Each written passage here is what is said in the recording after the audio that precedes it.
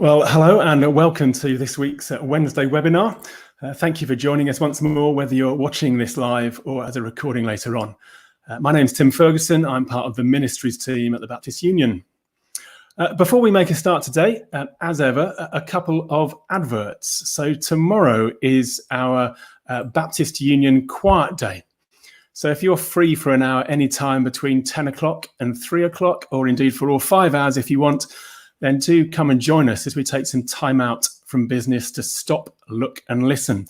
And Jeff Colmer and Beth Powney, two of our regional minister team leaders, will be leading us in a number of reflective exercises. Next week's webinar, bit of a forward notice on this one, is going to have a particularly biblical emphasis. The title is Paul's Lockdown Ministry. And we're going to be exploring how the Apostle Paul practiced his ministry from the constraints of house arrest or prison, and what we might learn from that. And Simon Jones from Spurgeon's College and Andrew Clark from the Baptist Union of Scotland will be joining us. Both of them have doctorates in Pauline studies. But back to today, and I'm really pleased to be joined today by Simon Barrington and Simon Harris. So Simon Barrington helps to run Forge Leadership Consultancy that works with senior leaders in both secular and faith-based organisations. And Simon's going to be speaking to our webinar title, which is The Life Cycle of an Emergency. And Simon Harris happens to be Simon Barrington's pastor, I believe, at Burlington Baptist Church in Ipswich. That's correct. And he's going to bring a pastor's reflection on what Simon Barrington presents. There are too many Simons in this podcast, but we'll hopefully get by. So welcome to both of you. Thank you for joining us. Thank you. However, we're going to start, first of all, by watching a video. And it's about 4 minutes long. And this is a video Simon Barrington made a few weeks ago. It's called Response Recovery and Reconstruction. So just let me press, hopefully, the right buttons, and we'll see where we go with this.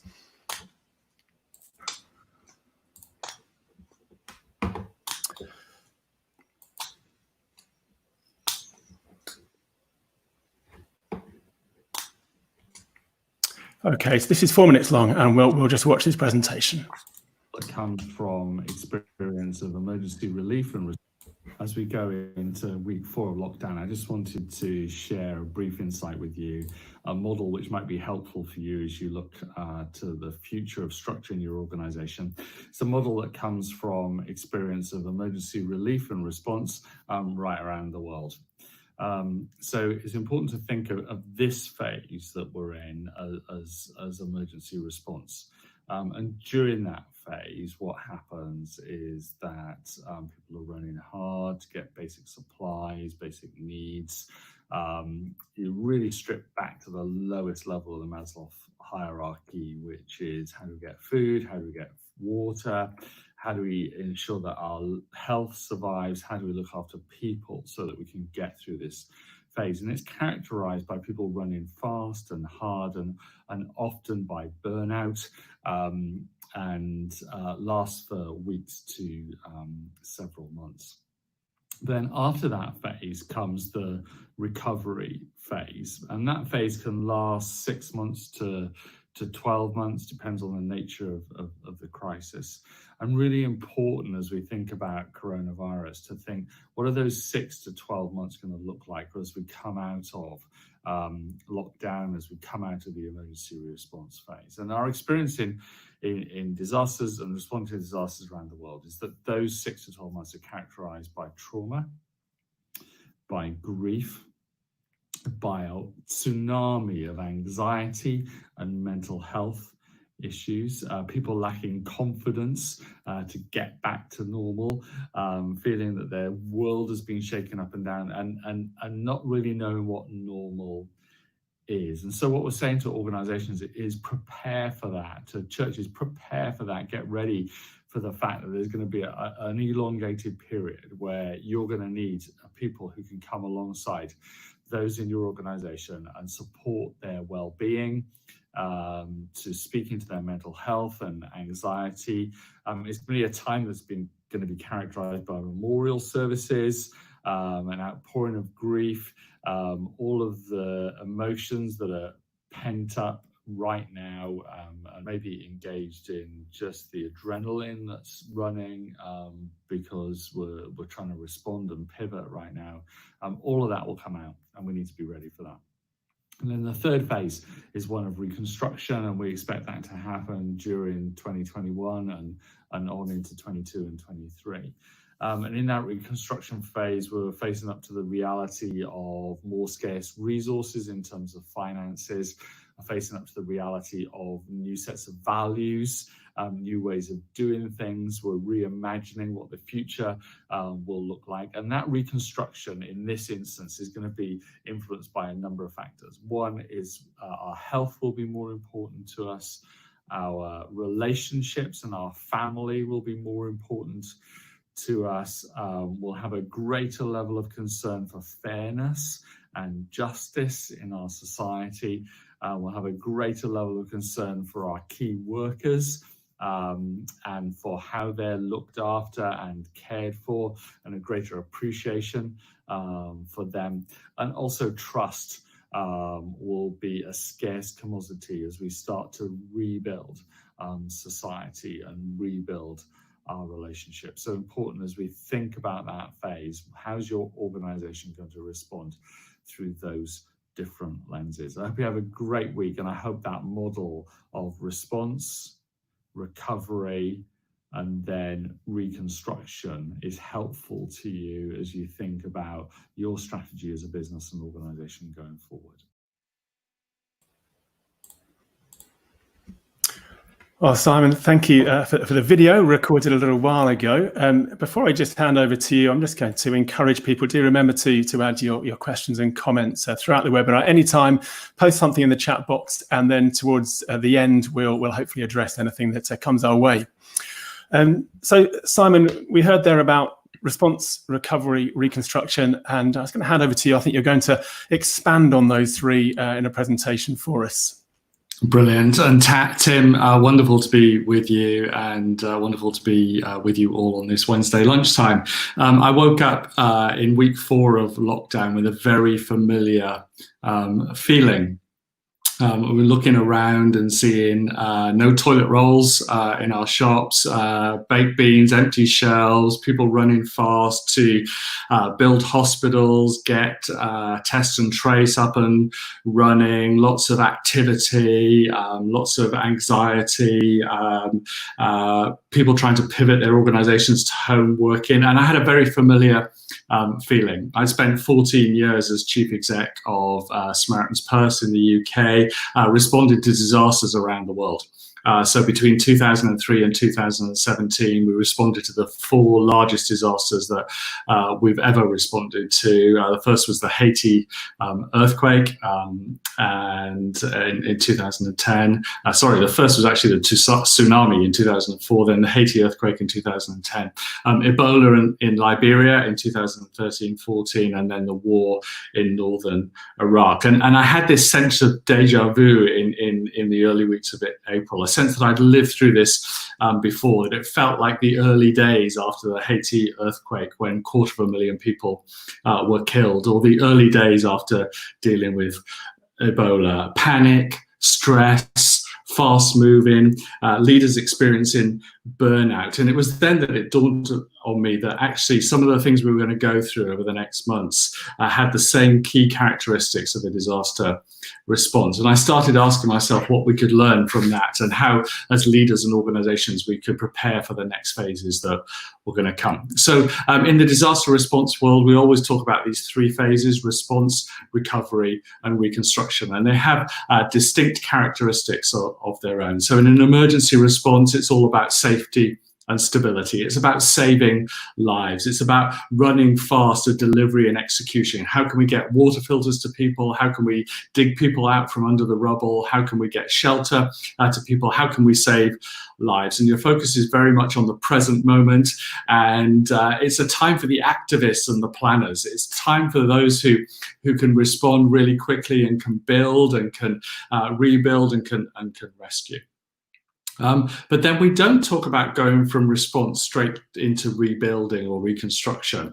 We actually talk about recovery. And this recovery phase usually lasts between 6 and 12 months. And it's a time of reflection and learning. It's forward looking, but it's also backward looking. It's a time for thinking and reflecting, and there's memorial services, and there's an outpouring of grief, and it's for those who are emotionally engaged and who are people focused. And disaster relief organizations spend a lot of that time actually running trauma classes, trauma groups, dealing with anger and injustice, and it's a distinct phase in its own right.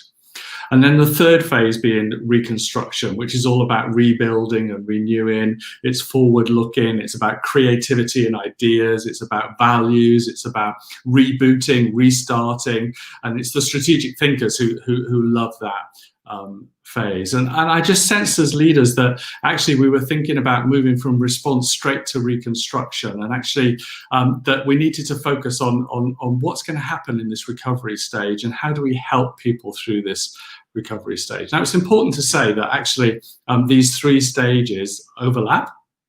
And they're also cyclical. Someone can be in a recovery phase and actually be booted straight back into a response phase because a loved one dies, or is, in this case, is suffering from COVID and is back in hospital, or something else impacts that family, or there's a second wave or a second lockdown, and would be straight back into response phase. So important to understand that they overlap, but also they're cyclical. But there are three stages.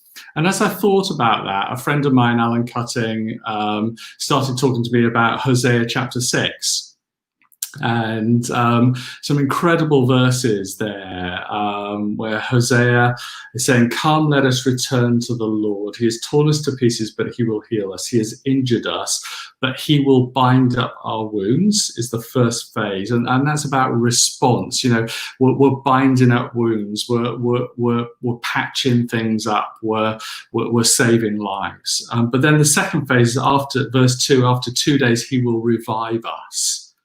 And that's the recovery phase. And then the third phase, he will restore us, and that's the reconstruction phase. And so a key message to leaders is don't rush to the restoration without being revived. Don't rush to the reconstruction without going through recovery. You know, as leaders, we're trained, aren't we, to rush forward and to lead forward with courage and to lead people on. But actually there's this natural piece here of allowing space for God to breathe new life into us, for him to revive us, for him to breathe into us. And as leaders, we need to create the space for people to be able to do that, because some of the hallmarks of the recovery phase, and you can say that, you know, with the announcements yesterday, that really we very much are starting to move into that recovery phase. And some of the hallmarks of that, and we'll dig into that in a bit more detail now, are trauma and anxiety,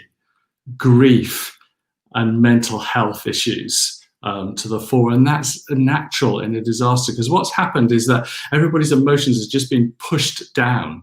And because everything that's been going on has been so big, the smaller problems that we have and the things that we would normally process face to face haven't got processed, and they've been hidden, and they're about to start coming out and actually be exposed and need to be processed. And people are going to find it difficult to get straight back to normal. You know, after the 7/7 bombings in London and the Tube, it took several years for the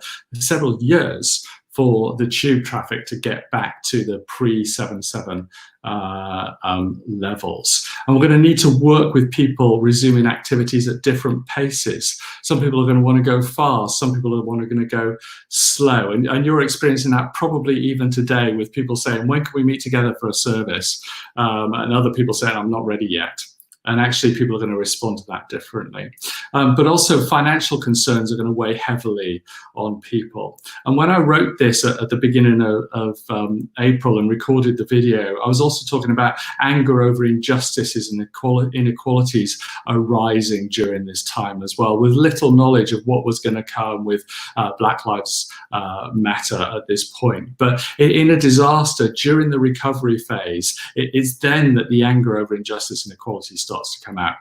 So in Haiti, we saw people getting really angry about the fact that buildings weren't built to a specification, and therefore the poorest people got higher levels of death because their buildings collapsed because they hadn't been built properly. And in Liberia and Ebola, real anger over the healthcare system and the lack of doctors and the lack of nurses and the lack of preparation, and all of that coming out in the recovery phase. But it's also in a recovery phase a time when we learn from heightened values. Our health is more important to you. Our primary relationships are more important to us. The sense of we're all in this together. We've all been through the same storm. Yes, we might have been in different boats in the storm, but we've all been through the same storm. That the sense of we've been able to slow down, or that we've been burnt out because we've been running so fast. The sense of innovation, we want to capture that. Most churches drove 7 years change in 7 days.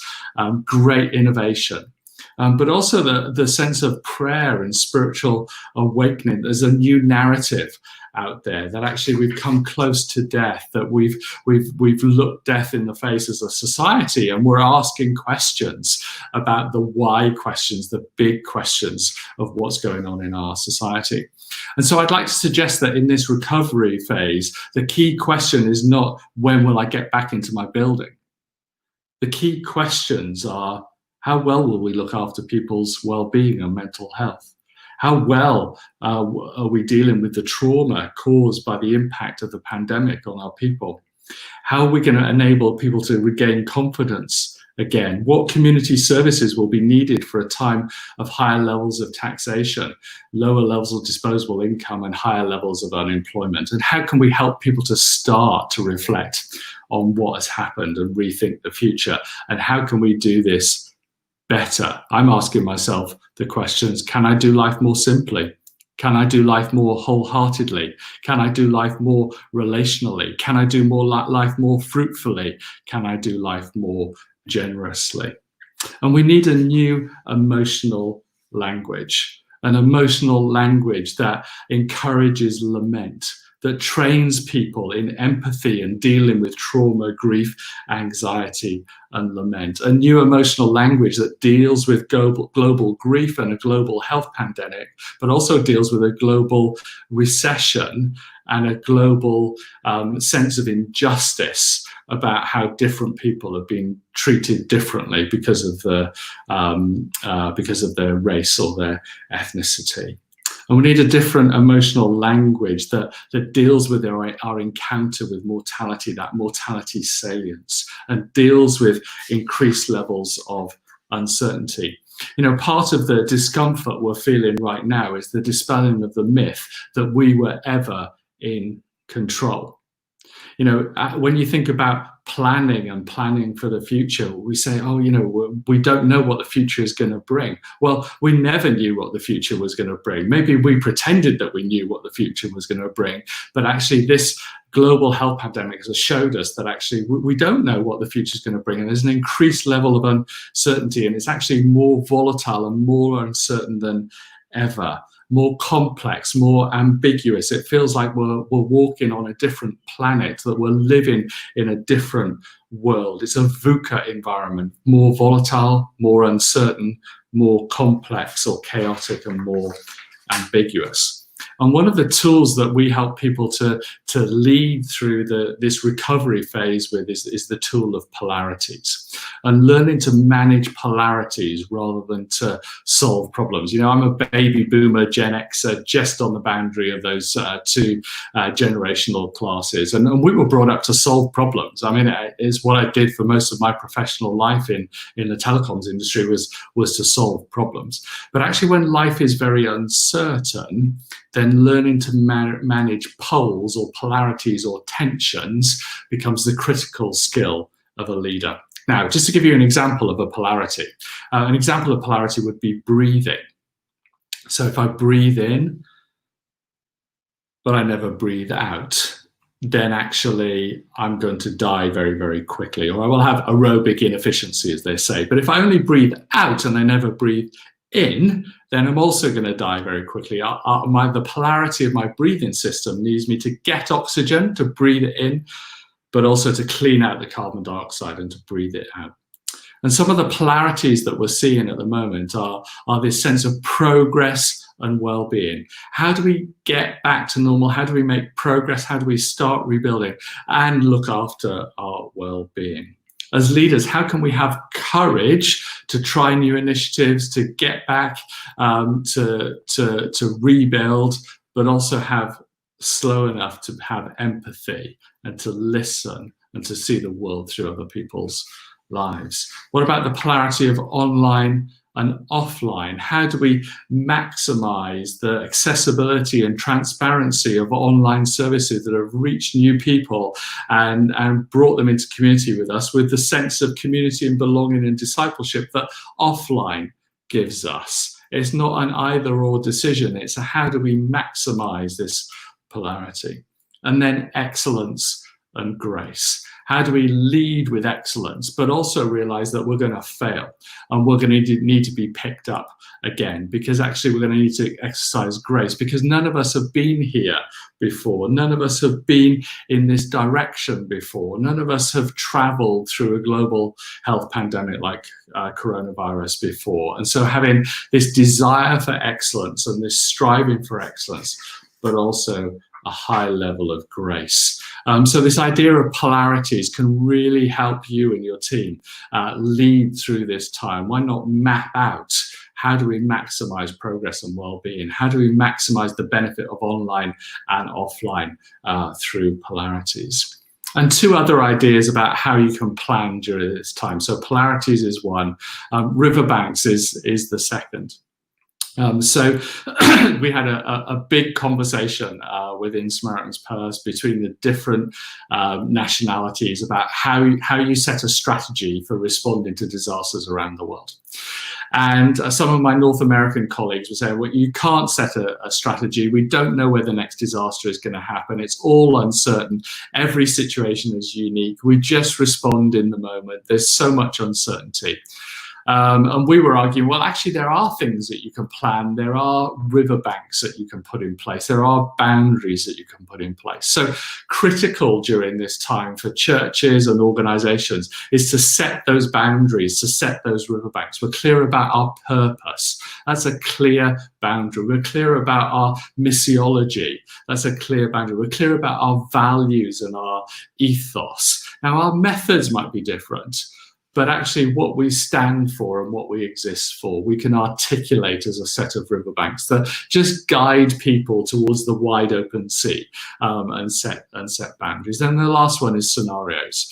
That actually we don't know what's going to happen in January. We don't know what's going to happen in September. There may be another outbreak, another wave. We may be back to meeting, but we may not. So actually scenario planning. So what are the different scenarios that we see happening and how can we respond to them? So I hope that's helpful in terms of just thinking about response, recovery, reconstruction, the recovery phase and the nature of it, more emotions coming out, need to look after people's mental well-being and their health, need to reflect, need to have empathy, need to slow down, need to focus, don't rush back to reconstruction. And then some very simple tools around polarities, riverbanks and scenarios that can help you to navigate this season as a leader. But just finally, just for ourselves as leaders, a number of leaders saying to me, it feels like as a leader that I used to play tennis in my backyard or on the court over the park, but all of a sudden it feels like I'm on centre stage at Wimbledon. That the decisions that I'm making feel like I'm on centre court and everybody's watching. And how do I ace my leadership in this time? How do I ensure when everybody's watching that actually I can really serve well and play well in this space. So just three words to help you ace your leadership. First is set the pace. The reality of emergency response and also recovery is a lot of us been running hard, running fast, A lot of burnout there. We haven't taken holidays. There's been pivoting, getting things online. Now we're having to think about getting churches back open. And actually, someone was saying to me the other day, it's not even a marathon rather than a sprint, it's a triathlon rather than a sprint. And how do we pace ourselves for the long haul? What are our rhythms to just breathe new life into us, for ourselves to be revived? And then how do we create space for that to happen? What are the things that are bringing you life at the moment? What are the things that are margins in your life that are speaking life and hope and truth into your life and creating space? And then finally, grace. How do we be kind to ourselves as leaders? We haven't been here before. We will fail. We won't get it all right. How do we create space for us, grace for ourselves, but also for our teams and for our congregations as well? So I'm going to introduce my pastor, Reverend Simon Harris from Burlington Baptist Church in Ipswich, into the conversation now. And Simon, maybe you could just reflect on what you're seeing in local church context. What rings true out of what I've been saying from the disaster response, and what are you seeing and how are you navigating that as a church? Yeah, sure. Thanks. I mean, I think you're absolutely right that some of these kind of key themes and realities are emerging all over the place. And I'm sure that for many on the call, they were immediately thinking of examples of how in those initial stages we rushed and we pivoted really quickly. So on Monday, there was a lockdown, and by Sunday, many of us had things up and running online, if not multiple things running online, and that sense of pace and energy. And we as leaders, I think in those moments were the superheroes. So I hope you felt that for a moment, because it's going to get a little trickier perhaps going forward, because we provided something in a different scenario, in a difficult scenario, and people were grateful and so on. But I think as it's gone on, quite rightly, the adrenaline has kind of depleted. If you think of a normal trauma accident, as you've been talking, and that sense of, oh, we're in for a long haul, and a longing to get back to what was is very real, as a sense of safety. I want to deal with this disconnect that I feel, these emotions that I feel, by getting back to what I think is safe and normal. And yet at the same time, we'll all be aware of others in our churches who've been much more pioneering. Yes, we're outside our church, let's never go back. And so we see the tension of that right now. And that gets played out, doesn't it? So yesterday, I'm sure my experience was very similar to so many of us on the call. There were those who were going, fantastic, can we meet this Sunday? And those going, I'm scared to death to meet this Sunday. And I think for me, where the reality's hitting the road about all the stuff that you're saying about strength of relationship and caring for one another and so on, is that what we have discovered through lockdown, because people have lent on their relationships with each other in a new way, is that the quality of our relationships has increased exponentially. But this next season, if we go at the wrong pace, will cause separation and division, and we'll lose the ground that we've gained. Yeah. So I think we're making conscious decisions that, having gone really fast to get everything up and running, that emergency response, the blue lights are flashing and it's go, go, go. Yeah. We are going to move into the next seasons very steadily and very slowly. For some, that will be too slow. For others, it will be too quick. But a sense of trying to capitalize on the relational strength that we've gained.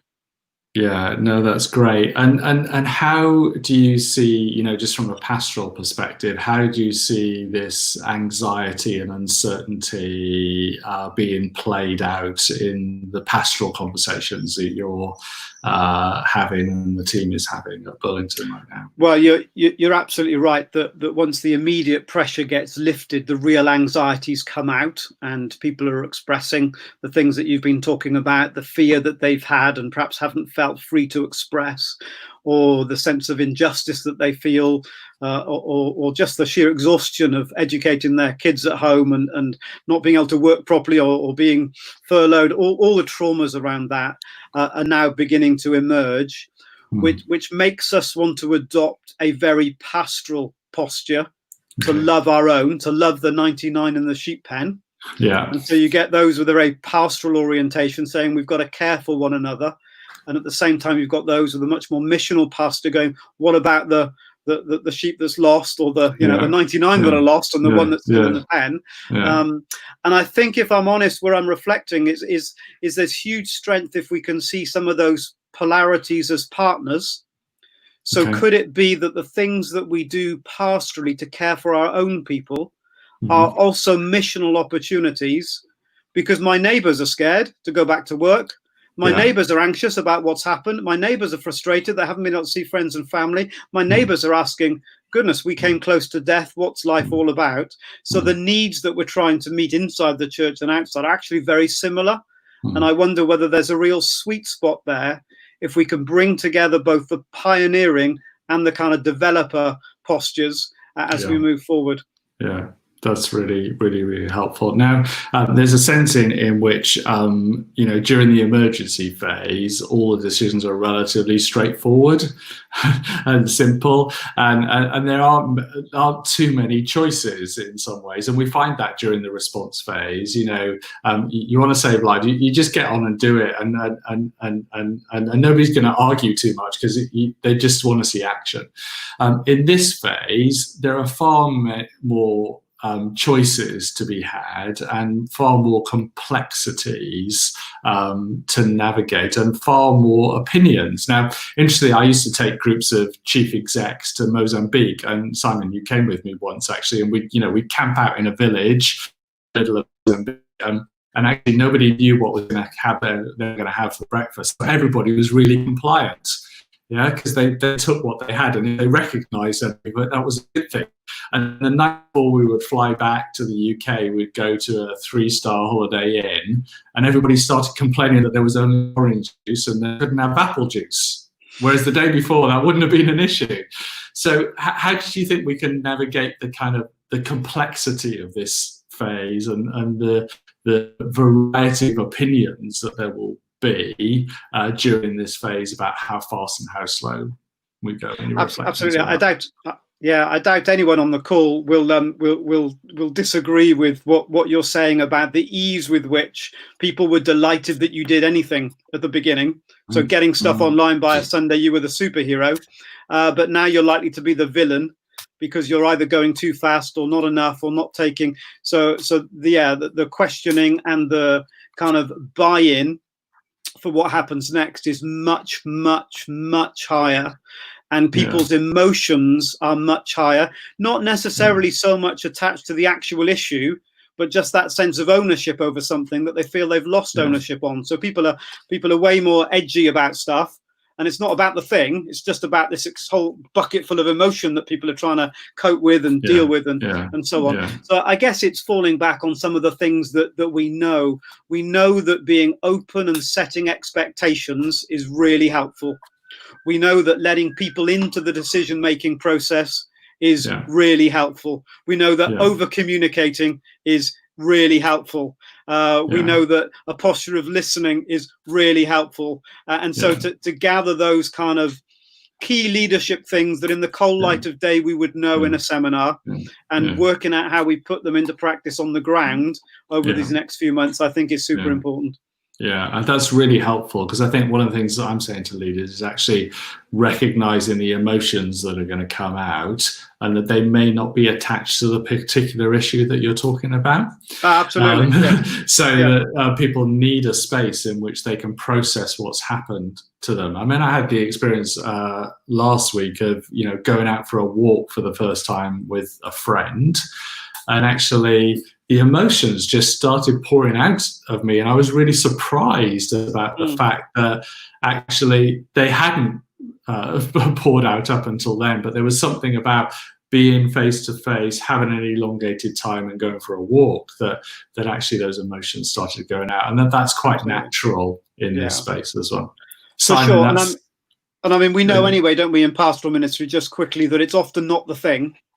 What you get is obviously there's often something else, isn't there? This is kind of exponentially like that. Absolutely. Brilliant. Fantastic. Simon, thanks so much for joining us. And I'm going to invite Tim back in now, and we're going to handle some of the questions that have been coming up, I know, on the chat. So, Tim. Yeah, well, thank you both, not only for some explaining some of your experience, but also just some practical tools to help us think about where we're at and where we're going. And we've got some good questions coming in. Can I encourage people to put some more in? But I'm going to start with one of my own, if I may. Yeah. This is about clarity, really. A lot of churches at the moment are talking about reset or refitting, reviewing everything. They're seeing this pause as an opportunity to reconstruct everything they're doing. Are you saying that's just simply too early to do that, or simply that that needs to be just reined in whilst we also concentrate on recovery, which is a phase clearly with it we're now moving into? I think I was saying the recovery phase is both forward-looking and backward-looking. That there will be people who need the backward-looking first before they can think forward. So there are people who will need to process a lot. Maybe they've been working on an ITU. Maybe they've been stacking shelves in the supermarket right through this whole thing. Maybe been a key worker. Maybe they've lost a loved one. Or maybe their personality type is actually one where they need to process, and they need to process with people. So this phase is forward-looking and backward-looking. The nature of leaders is we tend to be pretty resilient, mainly because we've had a lot of knocks and got back up from them. Yeah. And so our tendency is to recover more quickly and to push forward. Yeah. And actually it is the emotional side and the empathy side that needs to come to the fore. So if you have people on your team who have those real strengths, then push into them during this phase. By all means, start to have the conversations. But as Simon Harris was saying, the process of having those conversations about looking forward is as important as the result of those conversations. Okay. And so in taking the time to process and work through is the vitally important piece. And I imagine also recognizing that many churches will have perhaps a majority of people in their congregations who haven't experienced trauma. And this season has been inconvenient, but nothing worse. Yeah. I guess there's a danger of them pressing forward, not aware of the trauma that has happened for some because of their circumstances or their work or whatever. Absolutely. And I think also just to add that most of the leaders that are thinking about reset, reframe, let's pause, let's do something different. I think if you take a measure of most of the congregations, they're looking to return, to get back to establish the same normality. So there's a disconnect that we could either add to or respond to, and I think that's the challenge. Yeah, almost another polarity there: press on or return to where we were. There's a good question that's come in from Croxley Baptist. Thank you for that. Whoever that was that sent this in about polarities. How do we manage these? Because communities can shift from one polarity to another. How do we maintain, I suppose, a good balance between them? Because the examples you gave, it wasn't a good versus a bad polarity. They were just two different things, both possibly valuable. So are there techniques that we can use to navigate There's a polarity mapping tool that allows you to, on the left-hand side, write down the pluses from that polarity and also the fears from that polarity. And on the right-hand side, the pluses and the fears from that polarity. Where it's helpful as a tool is in increased uncertainty when the environment is changing very, very quickly. Instead of flip-flopping between we're going to go online, you actually are very conscious about, okay, how do we maximize the benefits of online for our community right now and maximize the benefits of offline for our community right now? And that can change over time.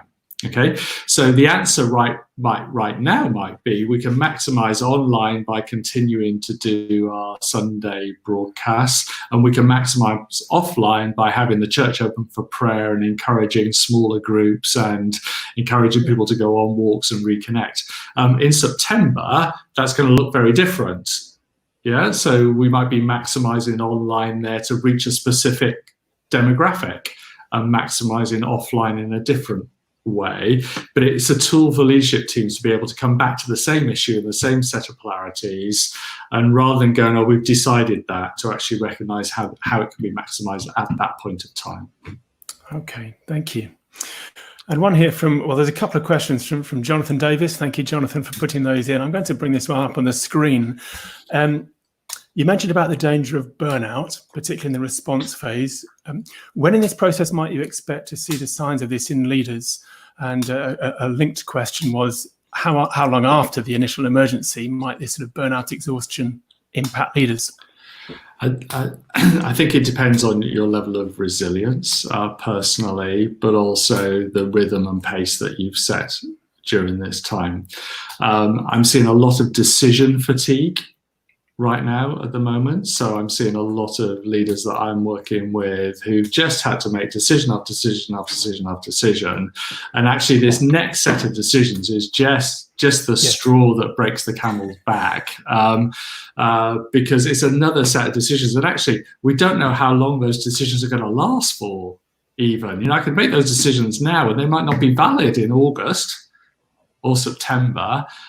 So I think that's something to watch out for. I think the reality that a lot of leaders haven't taken any holiday during this season and don't know what holiday looks like during this season means that actually I'm speaking to people now who seem to have coped really well with the response phase, but actually the emotional demands, when the adrenaline drops, and now the emotional demands of other people are coming, is a massive trigger towards burnout. So I'd really be watching out for that, Jonathan, at this moment within your team.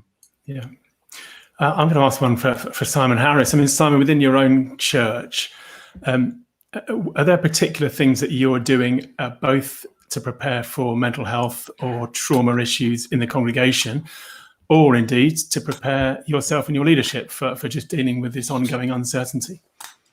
Yeah, so one of the things that we've tried to take hold of is the recognition that, to quote the other Simon, that a tsunami of mental health issues is coming, and to gear up our key staff team, but more importantly for us, our community leaders, with tools to help people process their mental health challenges. So we've been particularly busy getting people trained with Kintsugi Hope, that some of people on the call will be aware of. We've set up well-being groups, opportunity, a safe place for people to talk and so on. It's a journey that we were already on as a church, but we've accelerated it and exponentially over this last sort of month to try and get all our key leaders across our communities simply engaged with the conversation. They might not go on all to run well-being groups, but in their interactions with people to be aware of the issues and to have some tools and some confidence in at least having the conversations with people that are open and transparent and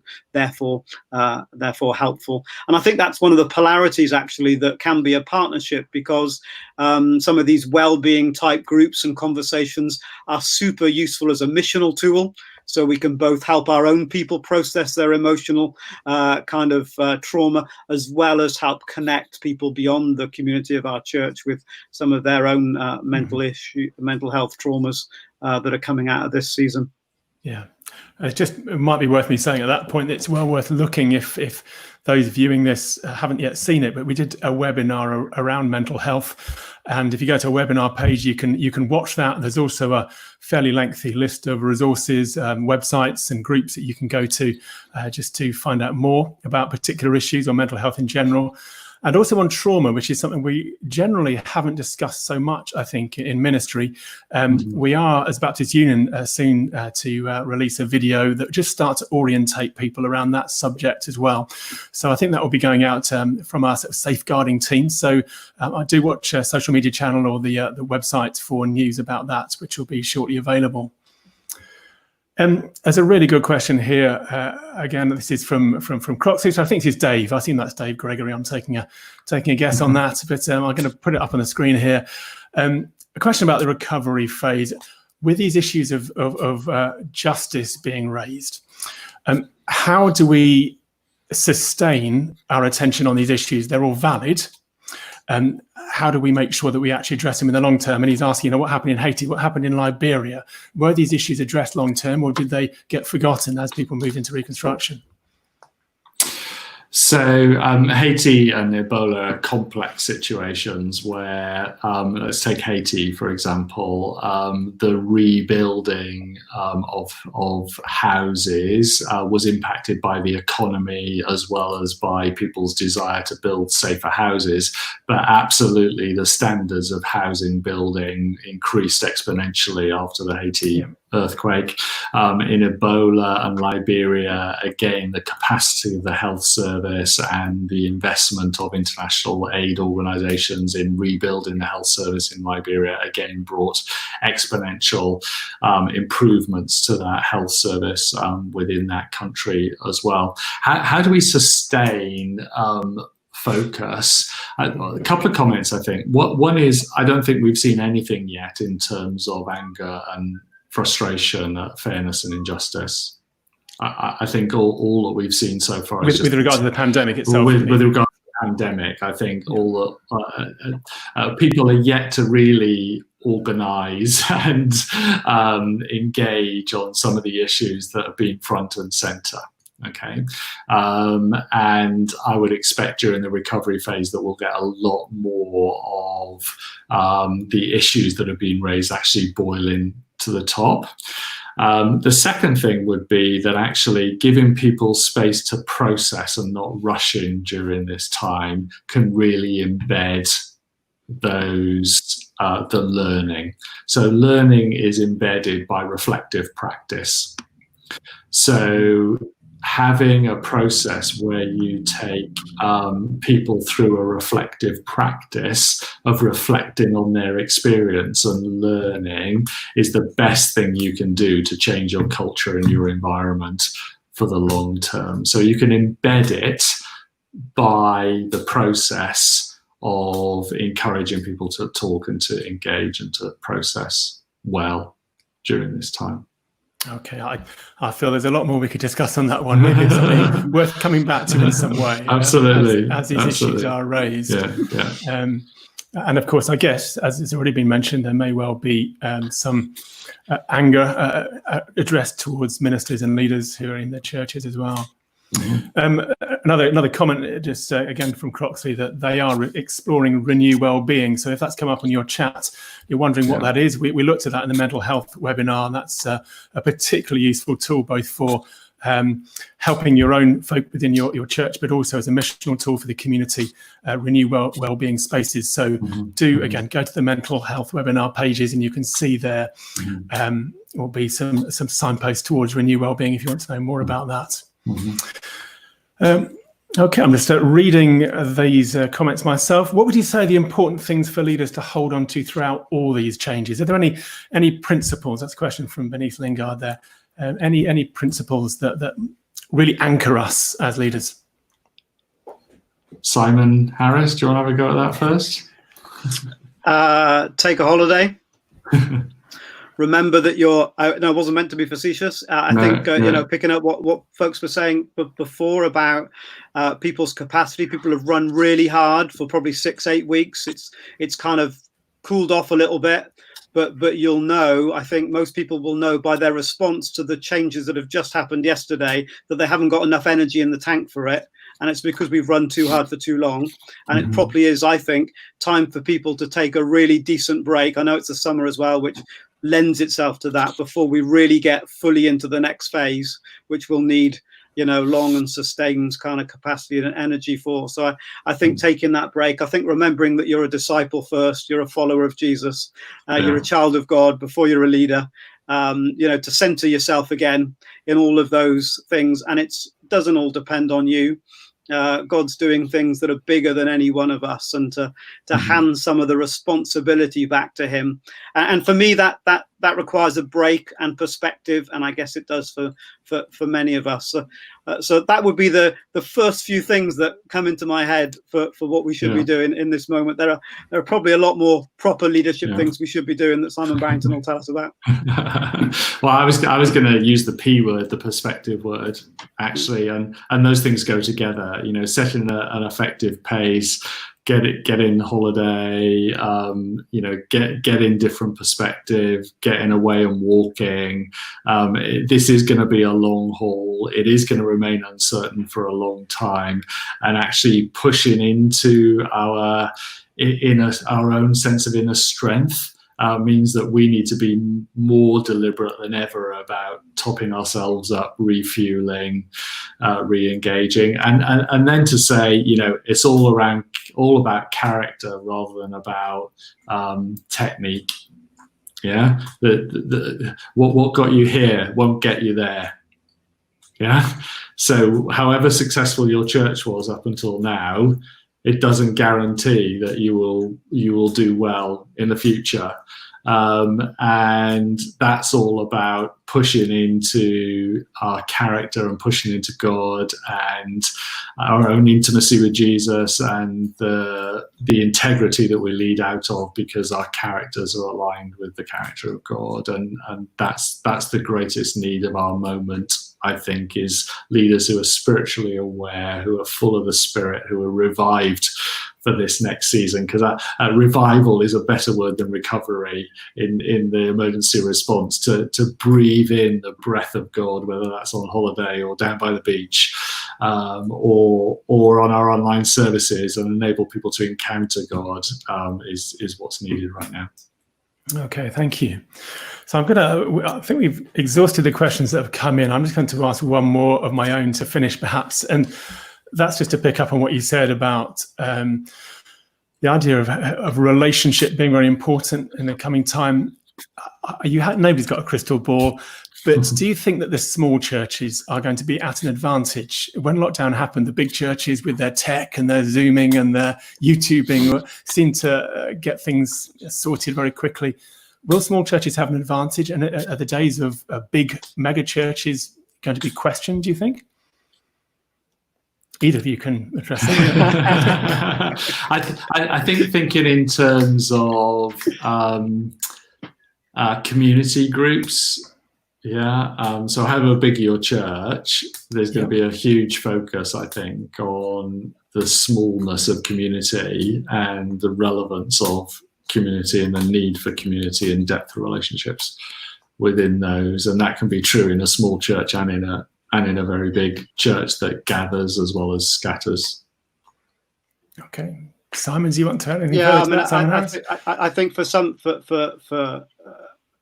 it's made us think again really hard about whether centrally led, program driven, event organized church has really had its day. Probably many of us have understood that to be the case for a long time, whatever size our church is. And I think the calling is to take courage. One of the things that Simon Barrington also mentioned is that we've gone into the dark valley. Let's push through to greener pasture rather than go back to what we knew. And the greener pasture is definitely, I need relationships that are deep. Jesus had 12 deep relationships that he discipled people in, and without discovering those depths of relationships, and often, as you're alluding to, mega churches the momentum travels against those deep relationships. It's those deep relationships that are going to sustain us and multiply us going forward. Of that, I have no doubt. Okay, so it doesn't matter what size you are, but it's that the relationships are emphasised in some forum, whole congregation or community groups or whatever. Yeah. Well, Simon, can I thank you so much for your input and your thinking on this? And I think there's a lot here, which it's odd when we planned this webinar program. I wondered, will this be almost too late in the process, this webinar? It actually feels very, very timely as we clearly move towards a recovery phase. Certainly a change in what we'll be doing as churches over the coming weeks and months. So thank you very much for your input. I wonder, before you disappear from the screen, Simon Harris, whether you perhaps pray for churches and leaders who are watching this or will be just thinking about some of these issues. That'd be really kind if you would. Yeah, absolutely. It'd be my pleasure. Father, we thank you for the confidence that in the darkest of valleys, you are with us. And the calling of that psalm that we've held on to so many times is that there are greener pastures ahead. That's where you lead us. And so we pray for wisdom and courage and grace and strength on leaders and congregations, that they might know that togetherness and your presence in the midst, and they might see vision and opportunities of greener pasture that lie ahead. Thank you that you never leave us or forsake us. Thank you that nothing in these last few months has thrown you off guard or made you wonder what to do next. We find our safety, our security, our identity, and our foundation in you, that we are yours. And so we thank you that that gives us what we need to go into tomorrow. So pour out your sense of peace and grace on all those who are listening now and will listen in the future, and their churches, in Jesus' name. Amen. Amen. Amen. Amen. Amen. Well, Simon Barrington, Simon Harris, thank you so much for joining us. Pleasure. The conversation, I'm sure, will be continued. So thank you to those of you who participated in the comments and the questions, and also for your thanks for the input. That's great to see. Just a reminder again, you can join us tonight at 7 o'clock for our next prayer broadcast, and that is with Lynn Green and Mark Hurst. You can join us tomorrow for our quiet day, anytime between 10 in the morning and 3 o'clock in the afternoon. The programme is on the webinar page, or indeed you can come back next week and join us for a webinar as we look at Paul's lockdown ministry with Simon Jones and Andrew Clark. So much choice that we can choose from. But for me, for now, it's time simply to say God bless you and goodbye.